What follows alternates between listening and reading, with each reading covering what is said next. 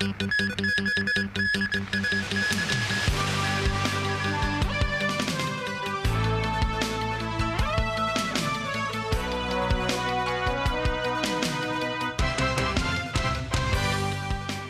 and welcome to TVB News. I'm Melissa Hekalea. DeepSeek, a Chinese AI chatbot, has rattled the artificial intelligence industry and stock market overnight. The app caught global attention after being ranked the top most downloaded free app on Apple's App Store. It triggered a rout in U.S. and European tech stocks, wiping out some $1 trillion worth of their market value. DeepSeek is developed at a fraction of the cost and computing powers of its Western counterparts. U.S. President Donald Trump described the development as a wake-up call for the U.S. industry. Jackie Lin has our top story. High performance, open source, and low cost. These are the standout qualities of R1 reasoning model and V3 AI chatbot of DeepSeek, the latest Chinese tech disruptor that is said to have shaken up the global AI race. It is based in Hangzhou in eastern China, the city where Alibaba is also headquartered. U.S. President Donald Trump said DeepSeek marks a positive development to the AI scene with its faster and cheaper alternative. But he believes the United States would be able to catch up soon. The release of DeepSeek AI from a Chinese company should be a wake-up call for our industries that we need to be laser-focused on competing to win, because we have the greatest scientists in the world. Meta's chief AI scientist reportedly told his staff that DeepSeek's latest model may surpass theirs. Meta has scrambled to assemble 4 war rooms of engineers to crack DeepSeek's low-cost AI training model and turbocharge its own AI efforts. DeepSeek is ranked #1 as the most downloaded free app in Apple's App Store. According to DeepSeek researchers, it cost less than $6 million to build its R1 model versus billions of dollars spent by U.S. tech giants. The result? A performance claimed to be comparable to OpenAI's ChatGPT.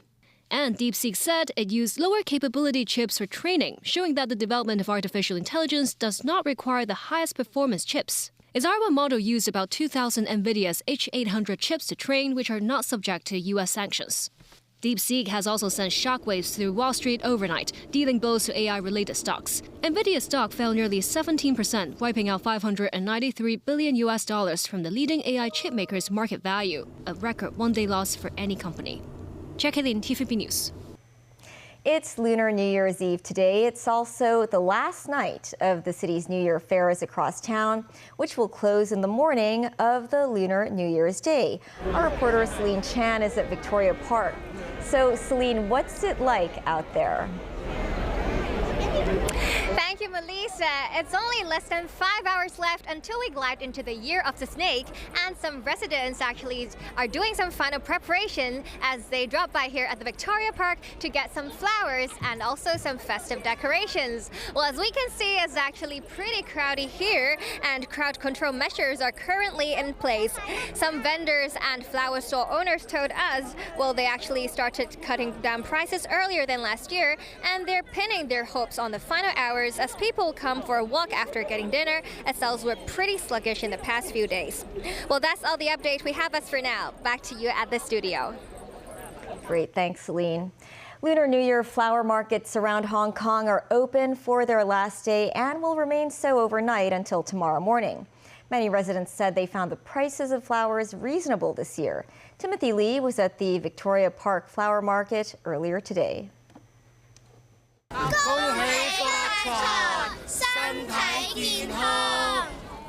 Flower enthusiasts flock to Victoria Park throughout the day in search for the perfect flower pot to celebrate the Year of the Snake.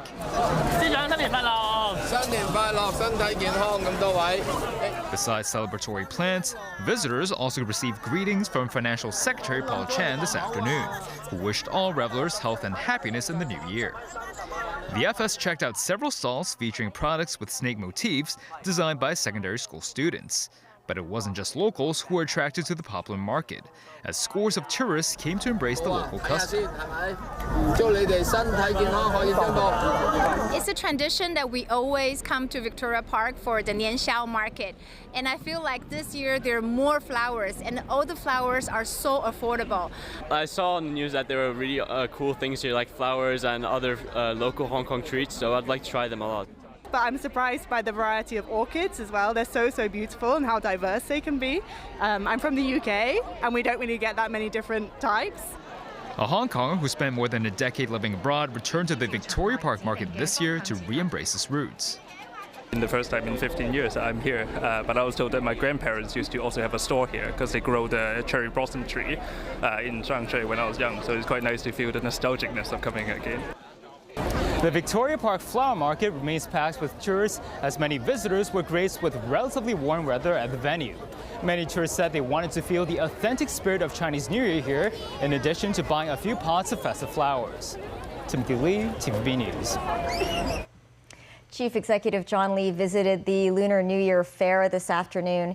He said he hopes Hong Kong will demonstrate its agility and resilience in the Year of the Snake. Jackie Lin reports. Chief Executive John Lee dropped by the Lunar New Year fair at Tin Hau Temple Plaza in Tuen Mun in the afternoon. His first stop, a flower stall, where he asked a vendor about their sales this year. He bought 10 gladiolus there, which symbolize perfection and goodness. Some flower merchants said that business is not as good as before, but they hope more people will come at nightfall. At another stall, Lee purchased a pinwheel. He hopes the Year of the Snake will usher in more good fortune. Lee also bought a panda-themed decoration. Extending his festive greetings, Lee said the snake symbolizes agility and flexibility, and he hopes Hong Kong will embody such spirit in the new year.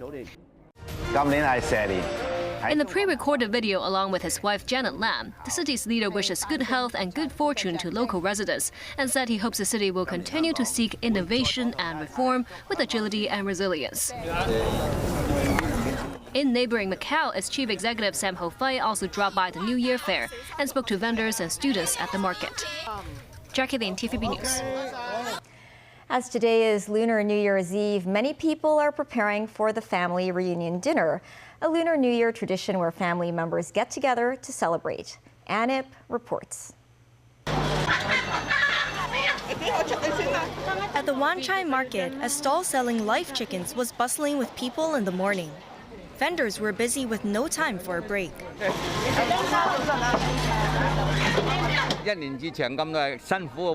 This customer said he hoped to enjoy good food tonight after working hard for a long year. This vendor said she was hesitant to raise prices because of the weak business climate and said she hopes to sell more even at thinner profit margins. Still, she said business is better than last year with crabs and prawns already reserved.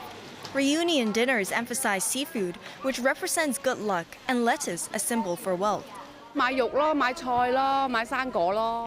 This customer said she was buying meat, vegetables, and fruit to prepare for tonight's dinner, but noted that she must be more cautious due to the economic situation.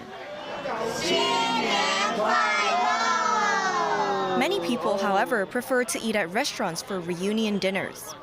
In Mongkok, one restaurant said dinner reservations were full 2 days in advance and that business had improved by at least 10% compared to last year. This year, we have more customers than last year, but still not as much as before COVID. Make money. Don't talk about making money. Breaking even is our wish. Chan credited the increase in customers to the government's multiple entry policy, which allows unlimited visits to Hong Kong for Shenzhen residents. She said more people were coming from the mainland. In regards to popular Lunar New Year dinner choices, Chen said a few dishes stood out. Popular dishes like oyster, shrimp, lobster, and fish. While some restaurants may limit dining times during Chinese New Year, Chen said her restaurant will not impose such restrictions, as the holiday is meant for gathering and celebration. And TVB News. Most MTR lines will operate overnight today, accommodating the many people celebrating Lunar New Year's Eve outside tonight. Except for the Airport Express, Disneyland Resort Line, and East Rail Line, all other MTR lines will run overnight. Seven light rail routes will also provide overnight service.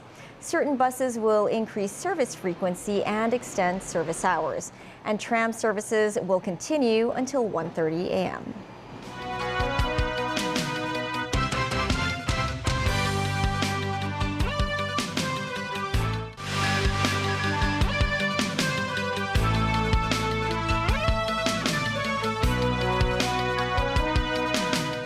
Welcome back. U.S. President Donald Trump said Microsoft is in talks to acquire TikTok and that he would like to see a bidding war over the app. TikTok, which has 170 million American users, was briefly taken offline just before a law requiring its Chinese owner ByteDance to either sell it on national security grounds or face a ban, which took effect on January 19th. Trump, after taking office on January 20th, signed an executive order seeking to delay by 75 days the enforcement of the law. Trump said last week that he was in talks with multiple people over buying TikTok and would likely have a decision on the popular app's future in 30 days. The U.S. president has previously said that he was open to Elon Musk buying the social media app if the Tesla CEO wanted to do so. The United Nations held a Holocaust memorial ceremony Monday to mark the 80th anniversary of the liberation of Auschwitz, a World War II concentration camp operated by Nazi Germany. This as a full-scale replica of the secret annex where Anne Frank penned her famous diary during the war, opened in New York City to mark International Holocaust Remembrance Day. Tracy Furness has more.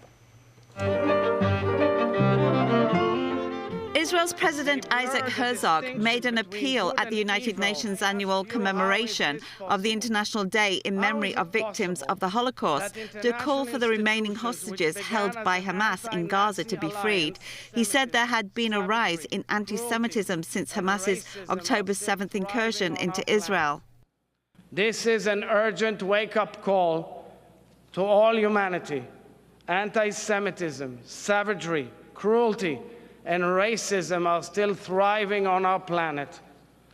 They are thriving because far too many states represented here do not confront them, do not unanimously condemn them, do not fight against them. In London, Prince William and Catherine, Princess of Wales, met with Holocaust survivors to mark the anniversary. The royal couple shook hands and had lengthy conversations with guests. Catherine embraced one survivor, holding hands and listening to her story. Nazi forces killed some 1.1 million people at Auschwitz in southern Poland, which was under German occupation during World War II. Most of the victims were Jews killed in gas chambers, but also Poles, Roma, Soviet prisoners of war, gay people and others were targeted for elimination in the Nazi racial ideology. In New York City, a full-scale replica of the secret annex where Jewish girl Anne Frank hid from the Nazis and penned her famous diary opened Monday to mark International Holocaust Remembrance Day. Frank wrote her day-to-day account of hiding with her family from the Nazis for over 2 years in a house in Amsterdam during Nazi occupation. They were eventually discovered and taken to a concentration camp where she died while only in her teens. While the original annex has been intentionally left empty, the New York reconstruction shows the 5 rooms as they would have looked, including the desk from where Anne wrote her diary. Tracy Furness, TVB News. 300,000 Palestinians are estimated to be traveling to the north of Gaza the day after roads reopened. David Garrett reports. Still, thousands of refugees walk north. Most have no option but to make the journey on foot, along the 40-kilometre coastline against the backdrop of the Mediterranean.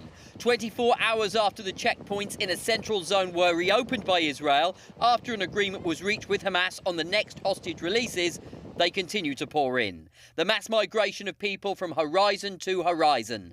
Carrying bags and suitcases, the old and young trudge on as the wind whips in off the sea. They trek north in temperatures of about 15 degrees.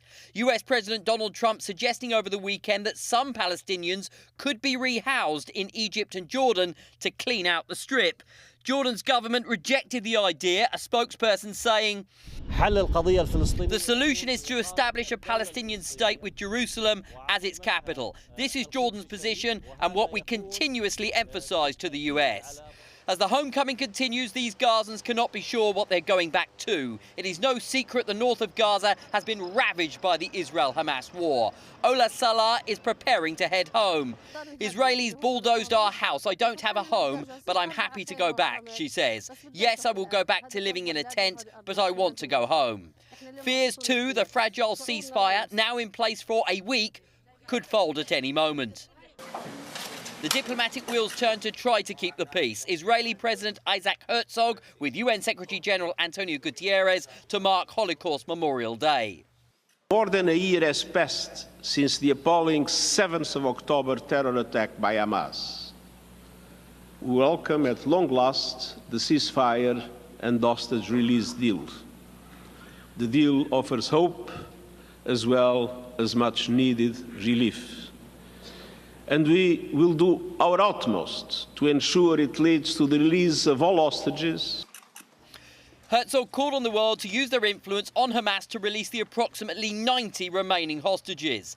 As the Melodies of Life was played in memory of Jews who died in the 1930s and 40s, the Israeli government says 8 of the Hamas-held hostages, due to be returned in the coming days, are already dead. David Garrett, TVB News. Back locally, one more Hong Kong man was released from a scam park in Myanmar. The 29-year-old Hong Kong victim returned to Hong Kong around midnight last night. He was accompanied by the Security Bureau's task force and assisted in the investigation at the airport police station.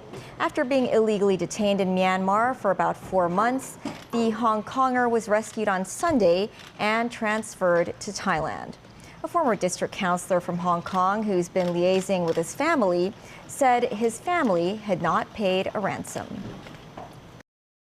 That's the news. Thanks for watching. Have a wonderful Chinese New Year's Eve. Bye for now.